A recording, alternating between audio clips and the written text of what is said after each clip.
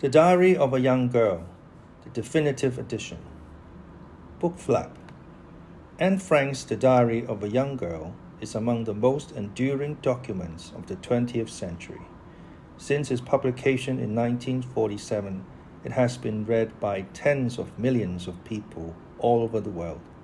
It remains a beloved and deeply admired testament to the indestructible nature of the human spirit. Restored in this definitive edition are diary entries that had been omitted from the original edition. These passages, which constitute 30% more material, reinforce the fact that Anne was first and foremost a teenage girl, not a remote and flawless symbol. She fretted about and tried to cope with her own emerging sexuality. Like many young girls, she often found herself in disagreement with her mother. And like any teenager, she feared between the carefree nature of a child and the full-fledged sorrow of an adult, and emerges more humane, more vulnerable, and more vital than ever. Anne Frank and her family, fleeing the horrors of Nazi occupation, hid in the back of an Amsterdam warehouse for 2 years.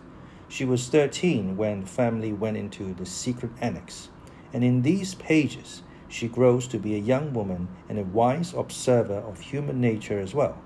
With unusual insight, she reveals the relations between 8 people living under extraordinary conditions, facing hunger, the ever-present threat of discovery and death, complete estrangement from the outside world, and above all, the boredom, the petty misunderstandings, and the frustrations of living under such unbearable strain in such confined quarters. A timely story rediscovered by each new generation, The Diary of a Young Girl stands without peer. For both young readers and adults, it continues to bring to life this young woman who for a time survived the worst horror of the modern world had seen, and who remained triumphantly and heartbreakingly human throughout her ordeal. For those who know and love Anne Frank, the definitive edition is a chance to discover her anew. For readers who have not yet encountered her, this is the edition to cherish.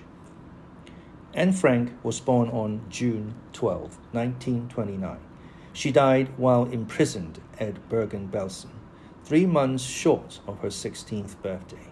Otto H. Frank was the only member of his immediate family to survive the Holocaust. He died in 1980. Mirjam Pressler is a popular writer of books for young adults. She lives in Germany. Foreword. Anne Frank kept a diary from June 12, 1942 to August 1, 1944. Initially, she wrote it strictly for herself. Then, one day in 1944, Gerrit Bolkestein, a member of the Dutch government in exile, announced in a radio broadcast from London that after the war, he hoped to collect eyewitness accounts of the suffering of the Dutch people under the German occupation, which could be made available to the public. As an example, he specifically mentioned letters and diaries.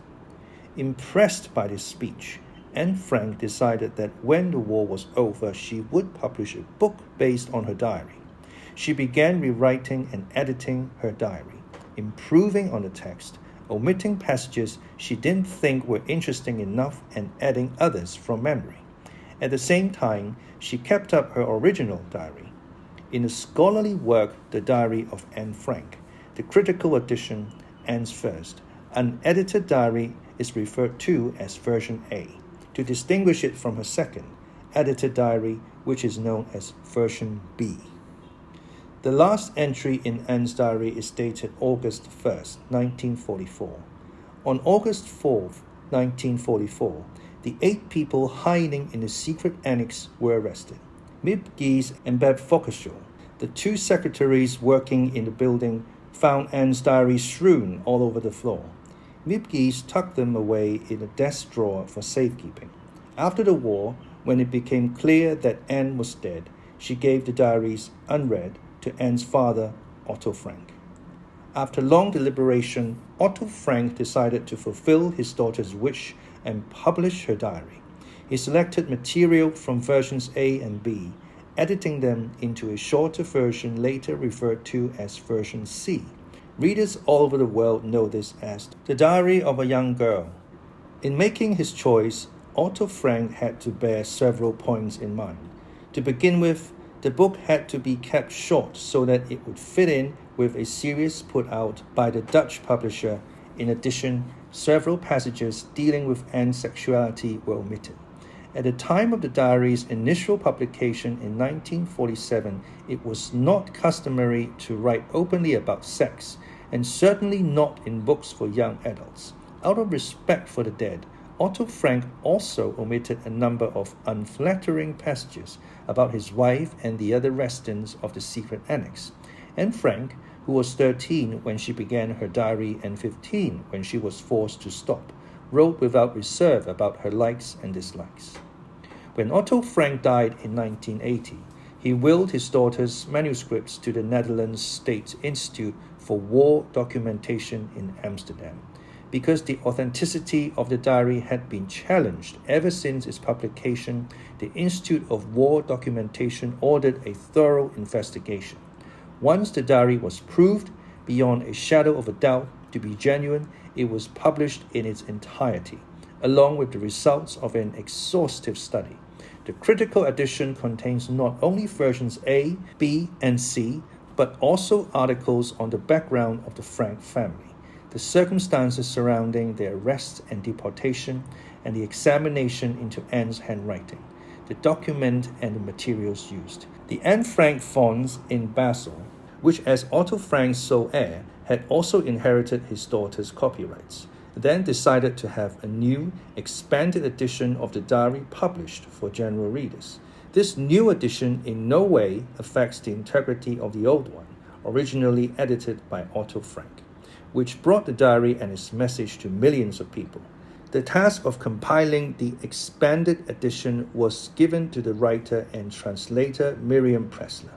Otto Frank's original selection has now been supplemented with passages from Anne's A and B versions. Mirjam Pressler's definitive edition, approved by the Anne Frank fonts, contains approximately 30% more material and is intended to give the reader more insight into the world of Anne Frank. In writing her second version, B, Anne invented pseudonyms for the people who would appear in her book. She initially wanted to call herself Anne Olius, and later Anne Robin. Otto Frank opted to call his family by their own names and to follow Anne's wishes with regard to the others. Over the years, the identity of the people who helped the family in the secret annex has become common knowledge. In this edition, the helpers are now referred to by their real names, as they so justly deserve to be. All other persons are named in accordance with the pseudonyms in the critical edition. The Institute of War Documentation was arbitrarily assigned initials to those persons wishing to remain anonymous. The real names of the other people hiding in the secret annex are the Van Pels family, August Van Pels, Herman Van Pels, Peter Van Pels. Called by Anne in her manuscript Petronella, Hans and Alfred Van Daan, and in the book Petronella, Herman and Peter Van Daan. Fritz Pfeffer. Called by Anne in her manuscript and in the book Alfred Dussel. The reader may wish to bear in mind that much of this edition is based on the B version of Anne's diary, which she wrote when she was around 15 years old. Occasionally, Anne went back and commented on the passage she had written earlier. These comments are clearly marked in this edition. Naturally, Anne's spelling and linguistic errors have been corrected. Otherwise, the text has basically been left as she wrote it, since any attempts at editing and clarification would be inappropriate in a historical document. Estrangement. Now, the fact of no longer being on friendly terms or part of a social group. Strewn. Verb.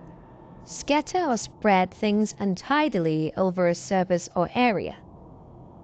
Adjective. Untidily scattered. Deliberation. Now, long and careful consideration or discussion, slow and careful movement or thought.